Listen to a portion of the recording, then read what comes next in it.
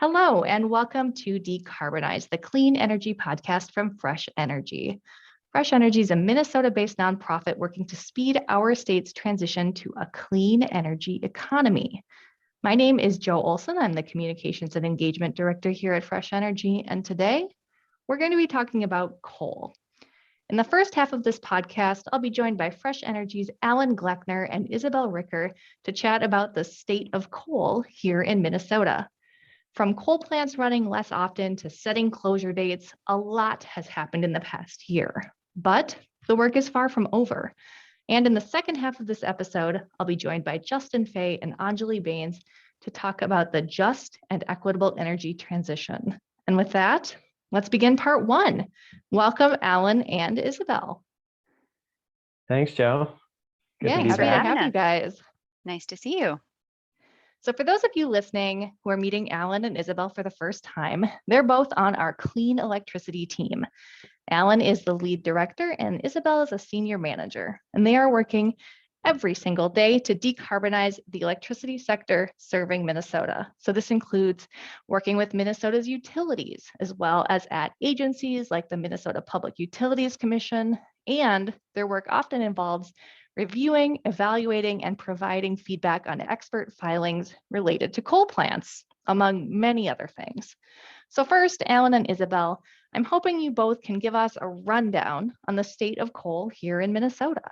Let's start with getting our listeners up to speed on the work the two of you and our partners have done to push Minnesota's utilities to change how their coal plants operate, which I think in its history in our work has gone by a few names. We called it like seasonal idling, economic commitment, and maybe some other terms too.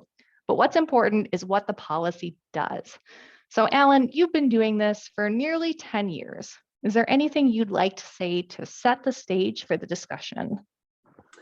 Yeah, Jo, I'm thinking before we dive into the weeds on all the wonky stuff we're going to be getting to, it's worth stepping back and thinking about coal in the big picture in Minnesota. And so looking back, it's pretty remarkable. In just the last 15, 20 years ago, you think back, Minnesota was getting probably well over 3/4 of our electricity from coal year round all the time. And last year, 2020, we reached a milestone where in the state of Minnesota, more electricity was generated from renewables than from coal. So, just big picture, a ton of progress that we're really proud of being a part of.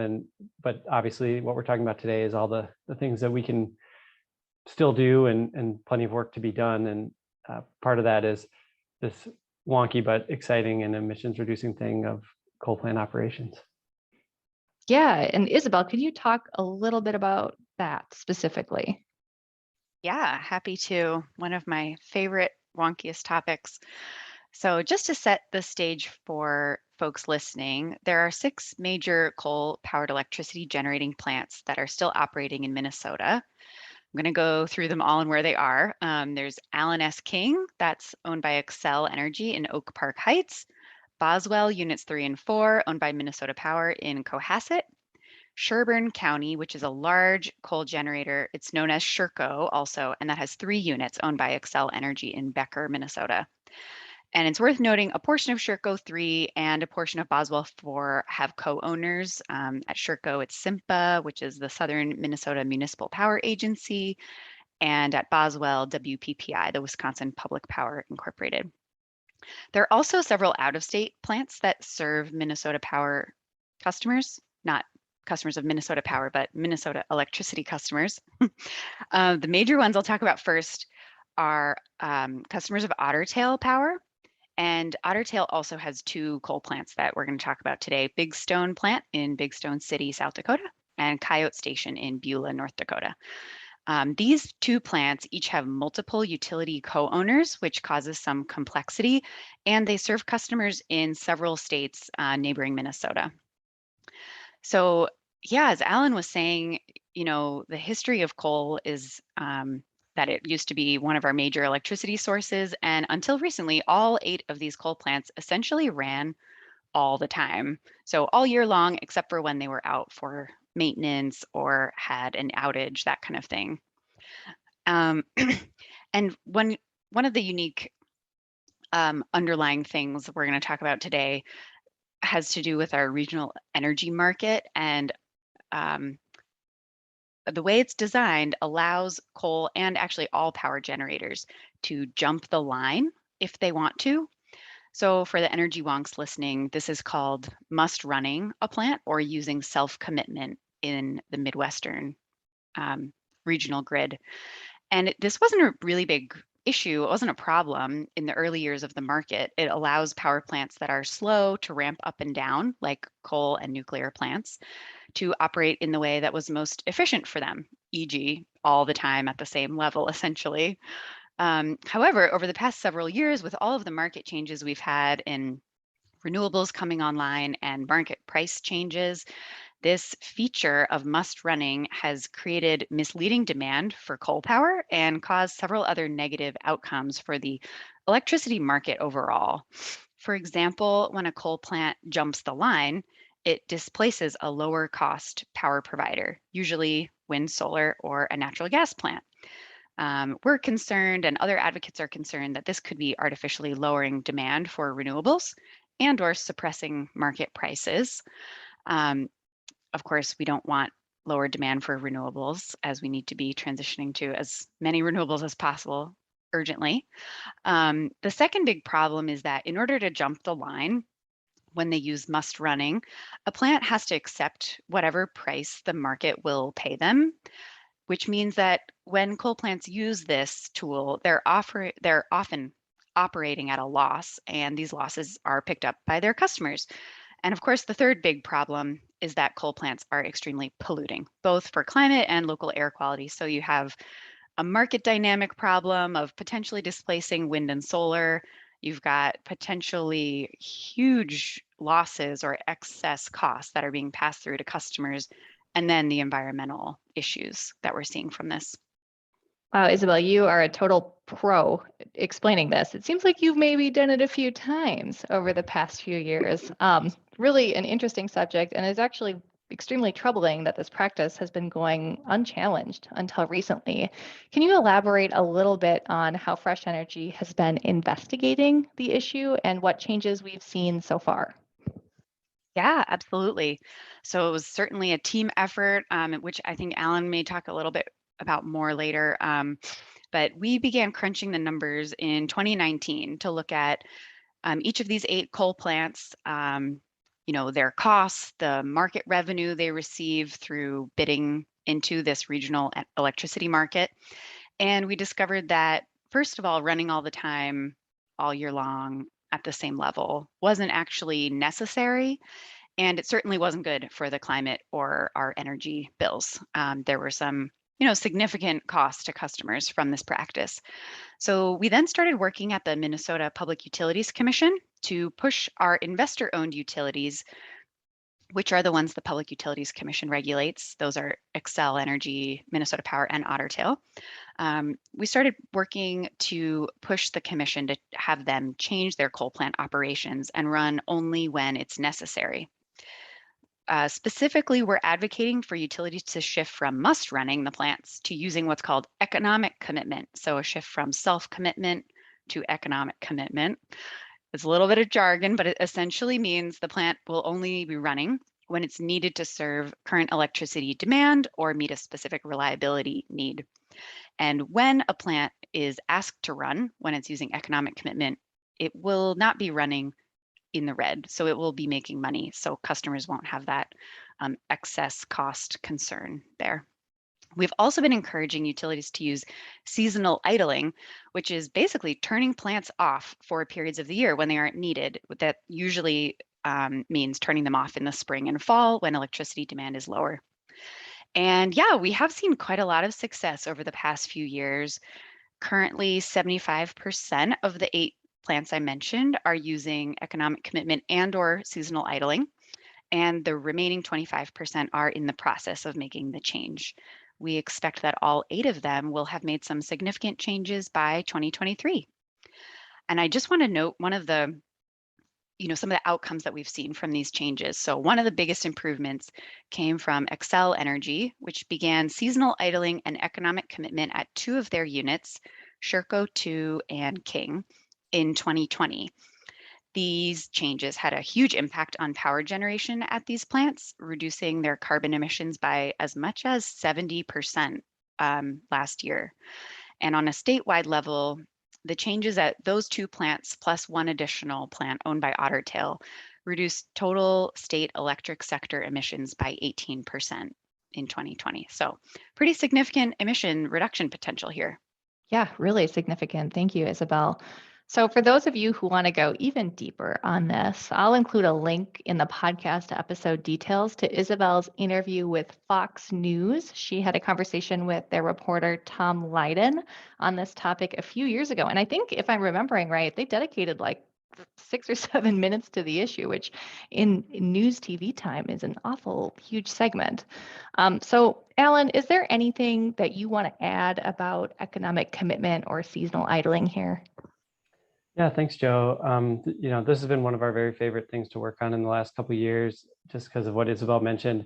It's reducing emissions dramatically and super quickly, and we know that the sooner we can reduce greenhouse gas emissions, the greater the impact. So it's not like we're securing emission reductions that take place in 5 years from now. It's happening immediately. So we love that. It's saving customers money. So it's been a fantastic thing. And Isabel has been the big time leader in Minnesota on that and done the lion's share of the work.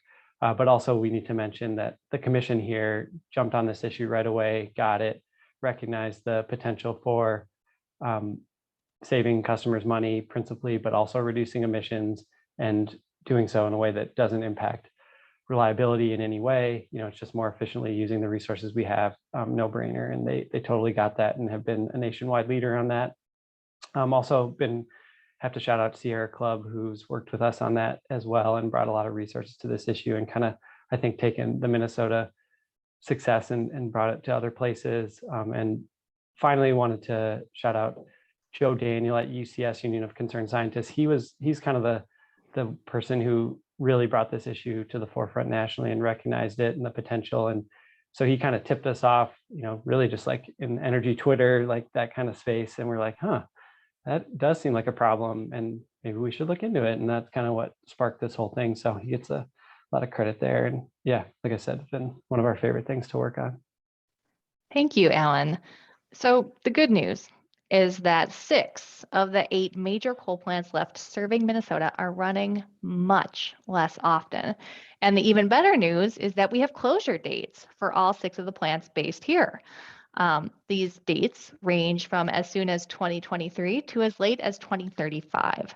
Utilities are setting closure dates for plants because renewable generation simply costs less for electricity customers, and moving from a coal to a carbon-free electric system has wide-ranging benefits. Markets, regulators, policymakers, and utilities themselves have recognized this transition. So, Alan, what goes into a utility deciding to close a coal plant and setting a date? And what role do organizations like Fresh Energy play in this process?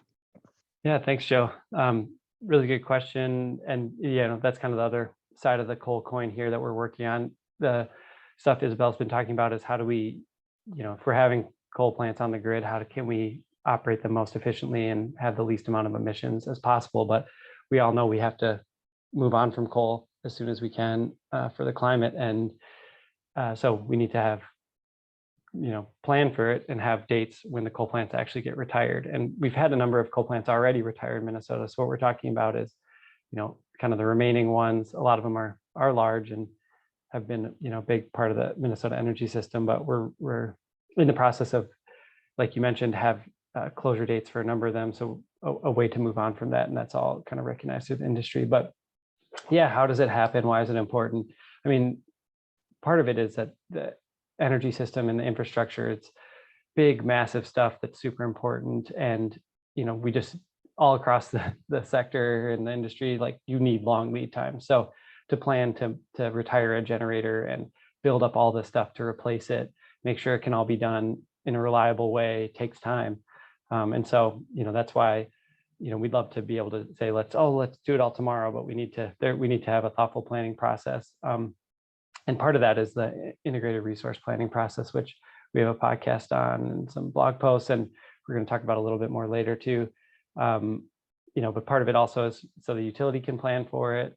The communities that host it, which we'll also be talking about later, they need time to plan for a big part of their communities to be changing and transitioning. So there's, that's a big reason for it, and why we're so keen on getting actual dates and getting that solidified is so that planning can take place. So it's not just, oh, we think this will happen around this time. Like, no, we need a firm date, and we need it so we can all plan for it and know, how we're going to transition the system and move on, and get all those pieces in play. And so, like we mentioned, these trends are obvious and the utilities are recognizing it. And so a lot of these retirement dates are being set by the utilities in their planning process, like they're bringing them forward, a lot because of market trends and pressure. And they know advocates will be asking for that if they don't do it. So they have incentive to do that too, but they bring the date forward. But then it gets analyzed typically through principally the integrated resource planning process, which is in front of the Public Utilities Commission.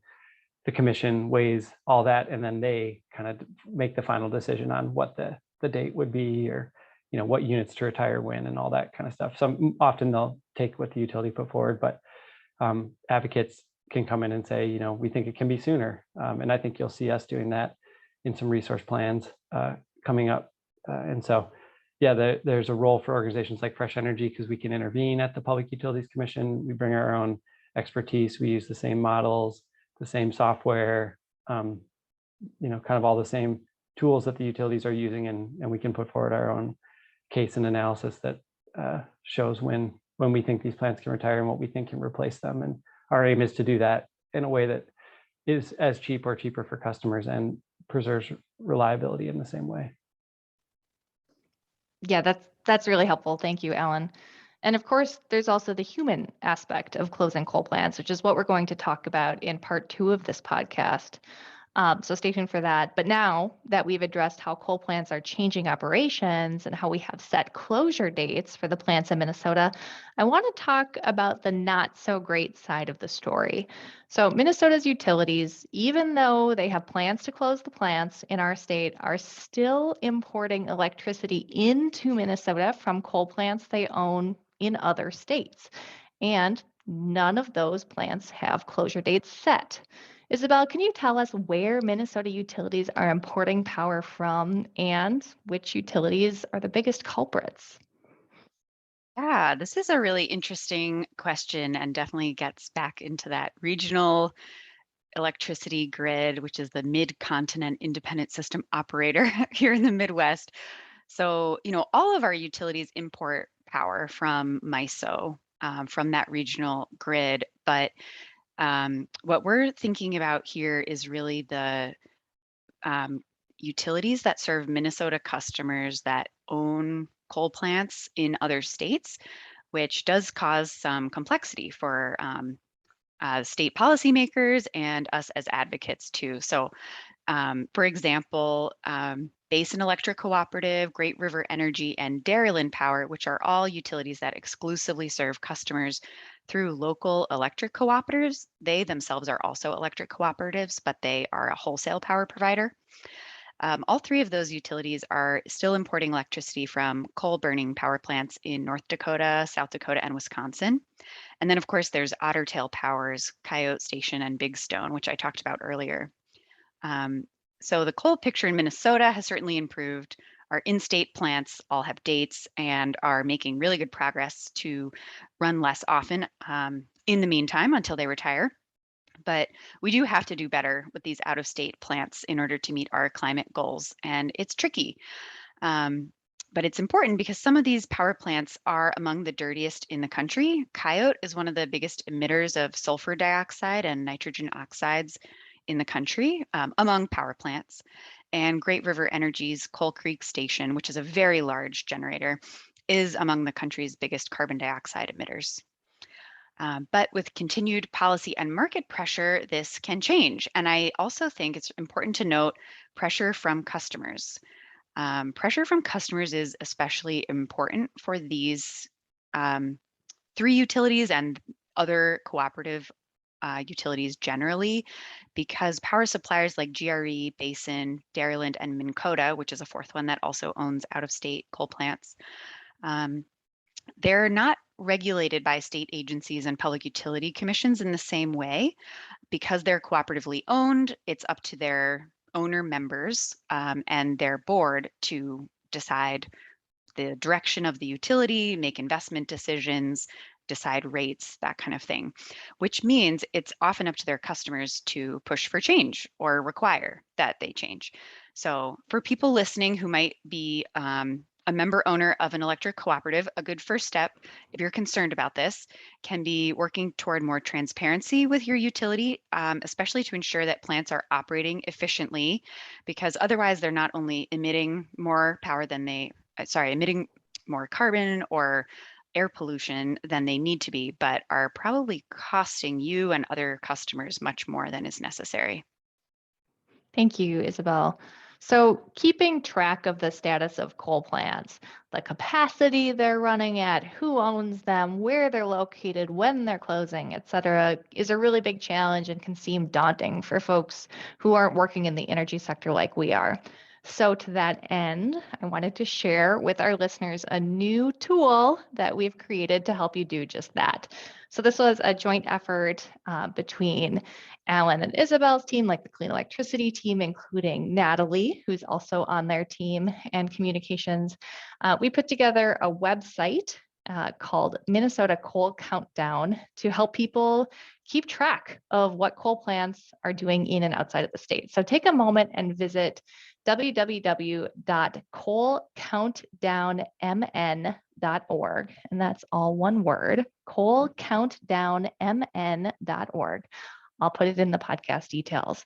So we worked with some really amazing web developers to create this customized tool that just keeps tabs on all the coal plants in our state and serving Minnesota from other states. This is going to be a helpful resource for advocates and Minnesotans as we're working to educate ourselves on the status of coal in our state and engaging with our utility companies. So speaking of engaging with utility companies, let's talk a little bit about current integrated resource planning processes underway at the Minnesota Public Utilities Commission. So a reminder, as Alan pointed out earlier, we have an entire podcast about the ins and outs of the IRP, or integrated resource planning process. I'll link to it in the podcast details. So engaging in an IRP, in a nutshell, is a really key way for utility customers to have their voices heard by filing a formal comment at the Public Utilities Commission, urging their utility to move beyond fossil fuel like coal and gas and more. So Alan, what should we know about IRPs underway right now? Yeah, thanks, Joe. So yeah, they're a big opportunity, not just for the public, but for organizations like Fresh Energy and our partners to engage. And we are right now, because all three investor-owned utilities in Minnesota currently have resource plans underway that are directly impacting the 8 remaining coal plants in Minnesota, and when they're going to close and how fast, and all that is all in process right now. So we work with our partners often in these: Clean Grid Alliance, Minnesota Center for Environmental Advocacy, Union of Concerned Scientists, Sierra Club, on formal interventions in these. And so the Excel resource plan is wrapping up, and we'll have a hearing with the commission and a decision in early February, hopefully. And that will be hopefully locking in set retirement dates for their last coal units, among some other things that are pretty important to us and you can read about on our website. And then Minnesota Power, shortly after that, will be making filings, and they have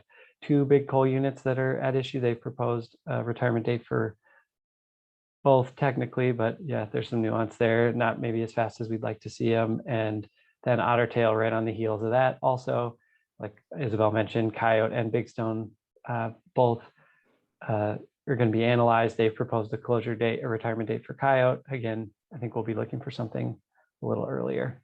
And yeah, so a lot of action. Thanks, Alan. And people can check our website as the Minnesota Power and the Otter Tail processes continue. We'll have some blog posts and ways for you to engage up on there.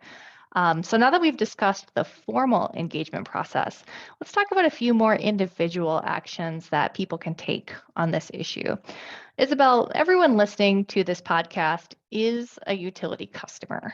What are a few things they can do to push for electricity from carbon-free and renewable energy sources at their utility? Yeah, so I'll talk about a few things. A lot of us think right away about steps we can take in our own homes, which is great. Fresh Energy has a number of resources on our website that can help folks walk through various clean energy options. And though they do vary somewhat depending on who your utility is, often the basic options are about the same. So we always recommend that first you invest in energy efficiency. The cleanest and cheapest electron is the one you never use. So get an energy audit, air seal and insulate your attic, reduce drafts and improve seals throughout your house. There are a lot of really cost-effective things you can do there, sometimes even on your own. And besides saving money, all those steps tend to make your home or business much more comfortable. The second thing people often ask us about is how to get power from renewable sources. And you often have a few options. You may be able to install rooftop or ground mounted solar at your home or business. In Minnesota, systems generally pay for themselves in 8 to 10 years. I encourage you to check out that Clean Energy Options blog post for some links to organizations that can help you figure out what questions to be asking to see whether your home is solar ready, or organizations that can help you walk through the process, figure out how much it will cost, that kind of thing. You may also be able to subscribe to solar instead if you'd prefer not to, or you can't put it on your home or business, for instance, if your roof is shaded. Some utilities have community solar programs, which allow you to subscribe to a portion of a solar garden and receive credits for that power on your electric bill.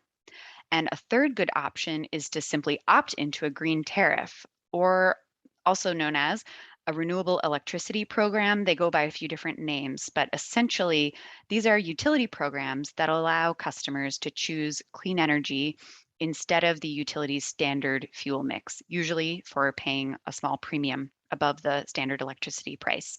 So those programs allow you to buy power directly from wind and or solar projects owned by the utility. And usually they are based in Minnesota or very nearby states. Another great thing to do, which has more impact than you might think and might be lower on the list of things people would think of, is to change when you use electricity to avoid the time of peak demand. So that peak demand basically just means the period of heaviest electricity usage, and it typically occurs between 3 and 8 p.m. in Minnesota. And that's generally true across the country, that sort of late afternoon time frame, early evening, when people are getting home from work, but some businesses are still open. There's just a lot of activity happening. So that spike in demand can create a situation where the oldest, dirtiest power sources have to come on. They're not used most of the time, but in those hours, we need all the power we can get. Those resources come on. So if you avoid using power during those times, such as by programming your thermostat or using delay start functions on home appliances, I do this all the time with my dishwasher and washing machine. You can help prevent the use of those dirty power sources, and it helps demonstrate to the utility that we don't need more of those dirty fossil plants that we only use a little bit of the year to meet those spikes. And many utilities also have special time of use rates with low off-peak electricity costs, so you can save money too by switching from 7 p.m. to an overnight dishwasher run. These are great tips. Thank you, Izzy, for the individual actions list that we can do. But are there any ideas or thoughts for influencing utilities directly? Yes, in addition to taking steps in your home or at your business, I really want to encourage everyone to get involved in advocacy. Of course, Fresh Energy is an advocacy group, so perhaps I'm a little bit biased, but advocating for change in how your utility spends customer money and advocating for opportunities for all of us as a whole to use less power, use it at better times of day, and use clean electricity can have huge, wide ranging impacts. So if you're a member of an electric cooperative, like I mentioned before, make sure you're plugged in to what the utility is doing, perhaps attend a board meeting or make your voice heard in however your cooperative, whatever opportunities your cooperative has. And if you're an Xcel, MP, or Ottertail customer, Fresh Energy, of course, will highlight your biggest engagement opportunities on our Take Action page and in our newsletter. Often those are going to be around IRPs, sometimes rate cases or other big picture items, but it also can make a big difference to talk with local groups you're involved with, or your county board, or your city council, your HOA, anywhere you're involved, because most of these groups do have an interest in energy issues. Either they may be a big electricity customer themselves, they may have clean electricity goals. And I really think, working together in local community is often a great way to expand your impact and get more plugged into what's happening. Thank you, Isabel. And what you said about rate cases, you just reminded me that we've also got an explainer blog post underway about rate cases. It feels like one of those big meaty things that we always end up working on. So we'll probably do a podcast on that later. And maybe one of you will be a guest again, who knows? So just as we wrap up the conversation and knowing that we're heading into holiday gathering conversations with family and friends, one of the things that I found myself constantly reiterating to people is how deeply connected everything in our energy system is, from individual consumer choices like buying an electric lawnmower to utility long-range planning to how we heat and cool our homes and apartments and everything in between. So, why this is on my mind is someone recently told me the other day that it wasn't worth driving an EV in Minnesota because Minnesota still gets its power from coal. I'm sure the two of you hear things like this a lot, and I bet our listeners do too. So, knowing that you're both living and breathing this work every day, what would you tell our listeners to say when they hear something like this? Alan? Nonsense. Okay. Yeah, well, we've certainly heard this before, and it's not true. It's certainly worth driving an electric vehicle in Minnesota or anywhere in the US. I think I saw some research recently, trying to just get the facts straight once and for all about this. And the gist was that unless coal supplies more than 2/3 of your electricity, an electric vehicle produces less emissions than a gasoline powered car. And the only place in the world that I know of that gets that much of their power from coal is Estonia. So unless you live in Estonia, you're good. And probably even in Estonia in a few years, hopefully, fingers crossed, an EV will make sense. So yeah, here in the Midwest, an electric vehicle will cut your emissions from your personal vehicle by more than half. So definitely worth doing if it's an investment you can make. And based on where you can plug in and everything, definitely an investment worth making. And important to note, as we continually decarbonize the grid more and more, driving an EV will provide even more carbon benefits. So today, it will cut your emissions by 55% or so, but in a few years, could be closer to 75% reduction or more. And if you're purchasing power from a green tariff or you have solar on your roof, you could be driving on zero carbon electricity. I do want to say, I do think it's good people are thinking about the bigger picture and the net benefits, because there's always trade-offs and we should be weighing pros and cons and the opportunity cost of things. Where we get our electricity from matters a ton, and it's only going to matter more as we move toward electrifying transportation, heating and cooling, cooking, and everything we can. So I'm glad people are asking these questions, but definitely support you purchasing an electric vehicle.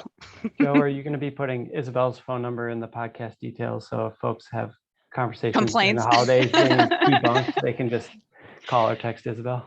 Yeah, I'm going to assign her as the account administrator on our Facebook so she can reply to the comments we get.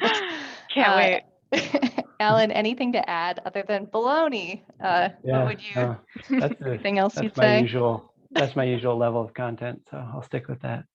All right. Well, Folks, write that down as we head into holiday family and friend gatherings. Alan and Isabel, thank you both so much for taking time to chat with me today. Thanks, Joe. My pleasure, Joe. Thanks so much. Yeah, thanks. fun. And I'm going to remind you that you guys had a good time when I asked one of you to come back for our rate cases conversation.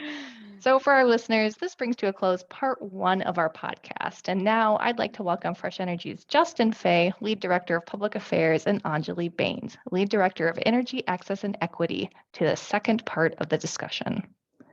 Hey, Thanks, Joe. Joe, Great to so be much for here. having us. Oh, thanks, guys. So now that we've discussed coal plant operations and closures, I want to ensure we also talk about the human element of these changes into our energy system. So utilities, workers, and communities must have the time and resources they need to plan a successful transition away from fossil fuel. And also, we have to ensure that all Minnesotans have access to clean energy jobs. So first, Justin, can you talk a bit about why this is important in the context of the coal conversation that I just had with Alan and Isabel? I certainly can. Those are big shoes to fill, but I will do my best. For decades, Minnesota's coal plant workers and host communities have provided Minnesotans with reliable power. And as our state transitions from a power system based on fossil fuels to one that's based primarily and eventually entirely on renewable sources of energy like wind and solar and batteries, Minnesota's policymakers, utilities, and advocates like Fresh Energy have an obligation to ensure that the needs and interests of all Minnesotans are being met. And this includes workers and communities that are adversely affected by a local plant closure. When a coal plant is retired, there are really pretty significant ripple effects. Workers at the plant may be displaced or lose their jobs. The ripple effect might cause small local businesses to lose customers and revenue, and the local community loses what is often the largest source of local tax revenue. These aren't small challenges, and significant advanced planning is really necessary to ensure that the negative local impacts are mitigated as much as possible. Plant workers, local businesses, community leaders, et cetera, have to have a seat at the table when these decisions that affect their communities and their livelihoods are being made. Thanks, Justin. A term I've heard to refer to this is just transition. Anjali, can you talk a bit about what a just transition is and why this term has become so prevalent? Sure thing.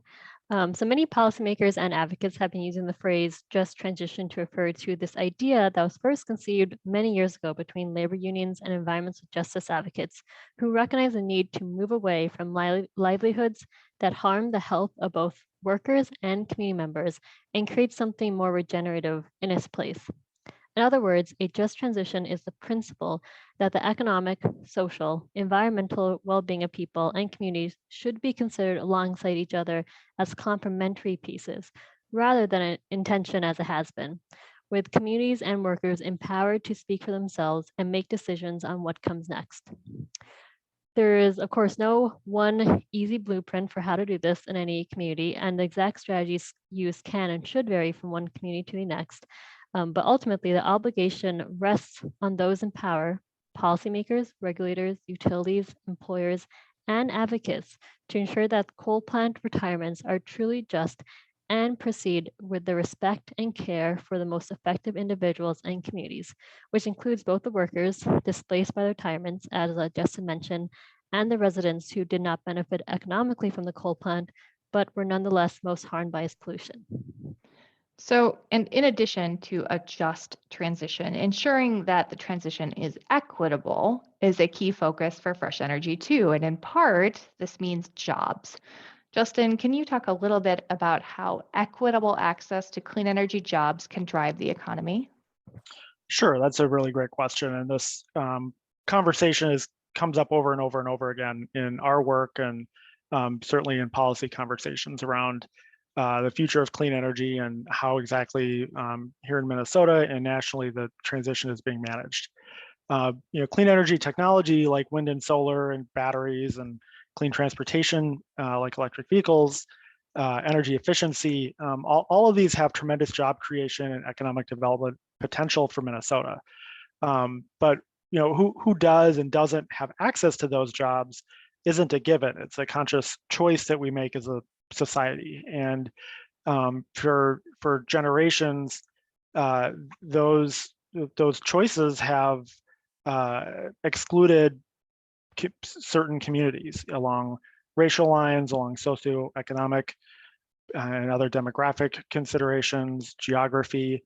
And I think our challenge as policy advocates and for policymakers is to develop policy that really looks at the totality of the impacts that are going to happen. So both who might be unintentionally adversely affected that needs to be at least mitigated, where are the benefits likely to go, and how can intervention from the state or other decision makers help ensure that those benefits are shared broadly.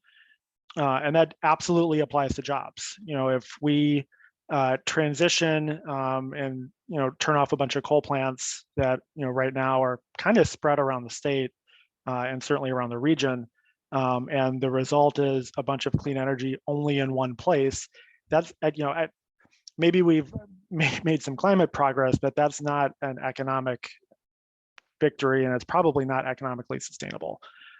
So we have to think really carefully about the ripple effects of these decisions. There are some things happening in Minnesota that folks listening might not be aware of that are pretty good starting points for this conversation, including just this last session, a couple of things that were maybe a little bit more under the radar. The first was the energy omnibus bill that the legislature passed in 2021 included $2.5 million for something called the Northgate Workforce Training Center, which is located in North Minneapolis and has been spearheaded over, I think probably about a decade now by a gentleman named Jamet Staples, who's a renewable energy developer based in the Twin Cities.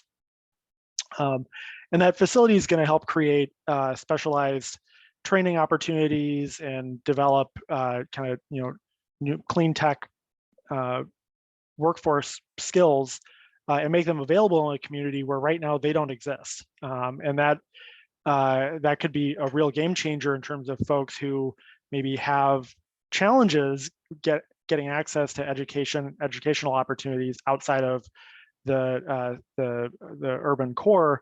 Now we'll have a new resource.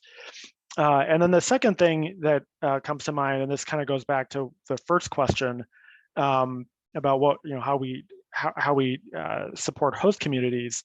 The legislature actually this last year also created a brand new office that's located within the Minnesota Department of Employment and Economic Development, or DEED for short.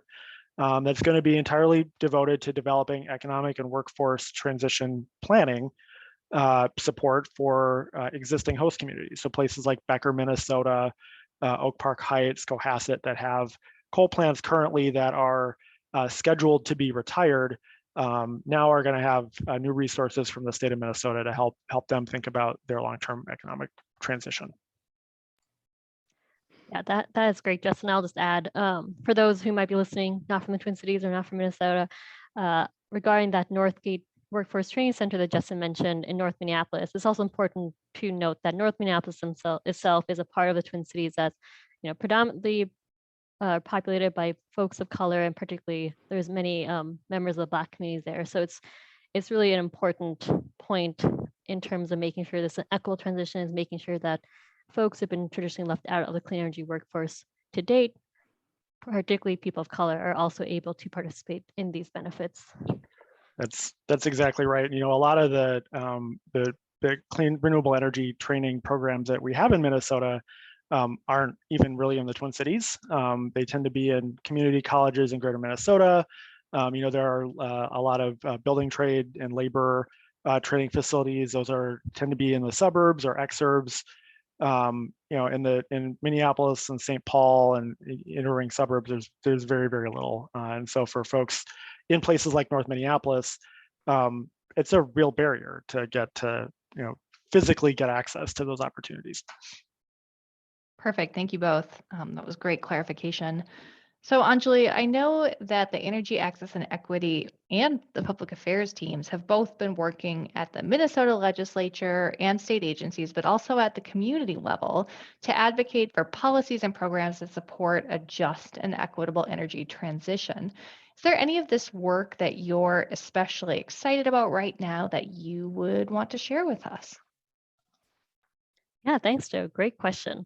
So this is definitely an area of work that Fresh Energy is and will continue to be interested in pursuing and digging more into. Since I did only transition to my current role this September, I'm still getting up to speed on all the details on this particular topic. But I do know that my predecessor, Ben Pastor, did a great job thinking through how we can expand the clean energy workforce in the energy efficiency sector, for example, to better reflect the racial and economic makeup of our state across all levels of leadership in the industry as well. I can provide some context, however, for why this is an important issue and why energy efficiency, an area I'm diving more and more into in my new role, is in particular a great place to start. So backing up a bit, the reason why the clean energy transition must be both just and equitable is because our current economic system is not. Minnesota is a very stark example of this, and the Twin Cities specifically. We have one of the widest disparities in income when it comes to race for a metro area. The average white household in the metro earns an income of about $40,000, while the average household for a person of color earns half of that, about $20,000. There's also a pretty significant employment gap between these two groups. So clean energy has the opportunity to address these two issues, but only if we're deliberate about removing barriers to access to these clean energy jobs and ensuring that the jobs are well paying themselves. This is where energy efficiency comes in, and the opportunity lies there. Clean Energy Economy Minnesota, or CEAM, publishes an annual clean energy jobs report for Minnesota. And it turns out in the last year, Minnesota had about 55,000 clean energy jobs, with almost 3/4 or 75% of them in energy efficiency, which makes energy efficiency a natural place to focus on efforts to expand existing workforce diversity and figuring out how to bring in new workers and leaders, particularly people of color and others disproportionately harmed by climate change and pollution. Thanks, Anjali. Do you think you can give an example of a role in this space specifically that could benefit from more thought? Yes, definitely. A good role to talk about is the program implementer, which is a common term in the energy efficiency community, but which I only really heard about when I took on this new role. So for those listening out there, essentially a program implementer is an organization that exists to take a program idea and put it into practice. They often exist outside the source of funding. So they wouldn't, for instance, they'd be outside the utility in this case. And instead they're tasked with administering that utility's energy efficient programs, for example. In other words, the utilities will give program implementers the funds to get their energy efficiency solutions out there to the community, get customers signed up and using them, and work with contractors to get those energy efficiency measures installed in buildings. Program implementation goes beyond pure energy efficiency though, and this is kind of the exciting part of it. Other clean energy solutions like rebates for electric panel upgrades to support home electrification or rebates to support the purchase of electric vehicles, two things that Fresh Energy are pursuing and have been pursuing at the state legislature, can also use program implementation or program implementers. It's especially a topic that's picked up ahead of an influx in federal money from the recently passed infrastructure bill that will see brand new programs meant to distribute clean energy solutions like EV charging equitably and around the state. While state agencies will likely lead disbursement of these funds, it's also possible that they will work with some program implementers to ensure that these opportunities are reaching more communities. So while it's important that the benefits of these clean energy programs are equitably distributed, it's also really important to make sure that the new jobs that come from expanding program implementation are going to the communities who could benefit the most from them. And this, as I mentioned, is really focused on people of color communities and under-resourced households. There is some effort already underway to address this opportunity and workforce diversity in general. And for example, there's Center for Environment and Economy working with Xcel Energy to really figure out how can they increase the diversity of both the customers that participate in their energy efficiency programs, as well as the folks who are reaching out and implementing these programs within their existing programs. And that is something we supported and is currently in process. But as with most clean energy solutions, more work needs to be done by more people. So we are just beginning to think through this and how we can play a role in this opportunity and effort. And we'll be sure to keep everyone up to date. So stay tuned. And with that, I think we're almost ready to bring the conversation to a close. Justin, Anjali, do you have any last thoughts that you'd like to share with listeners? I think thinking about this from the perspective of our public affairs program, I think the thing that we didn't really touch on that is just so pervasive in the work that we do is we've focused this conversation on kind of economic disparity and how that plays out along race and demographic lines and where you live. It also really impacts your access to decision makers. And I think that's where an organization like Fresh Energy has, I think, frankly, an obligation to play that connector role of sometimes telling truth to power, but oftentimes simply helping facilitate access to conversations that matter for folks that are typically or maybe naturally not included. So that's a really important part of our work and something that I take really seriously and definitely think about as we do our work at the legislature. Oh yeah, just want to echo what Justin said. That was a really good point about that access to power, because that is central to the tenets of a just transition. So I'm glad, Justin, you mentioned that. I'll just say that this is a pretty new thing that we and many other clean energy, environmental justice, climate justice advocates are attempting here in terms of ensuring that this change to society is going to be done in a just and equitable manner. And it really hasn't been done in a cohesive way before. So that's just all to say. It will take a lot of thought and effort and have a lot of people involved in trying to figure it out. But ultimately, it is really necessary to make sure we aren't repeating the past mistakes and leaving folks behind. So it's really exciting to see where we go from here. For those listening in, encourage everyone to read more about this and figure out how they can get involved here. Because as Justin mentioned, it is really important to make sure the decision makers hear about this and more people are involved. Wow, thank you both for this conversation. I think this will be the last time that we'll all be together until the new year. So I have one final very easy question that's not on my questions list, but I'm not sure if you heard. Minnesota has a $7.7 billion budget surplus. What would you spend it on in one word? Just kidding. I won't make you answer that. I have an answer. Is it puppies? Electric transit bus. Oh, right.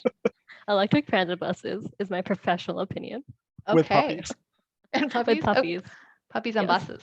All right. A lot of puppies. I mean, I'll take it.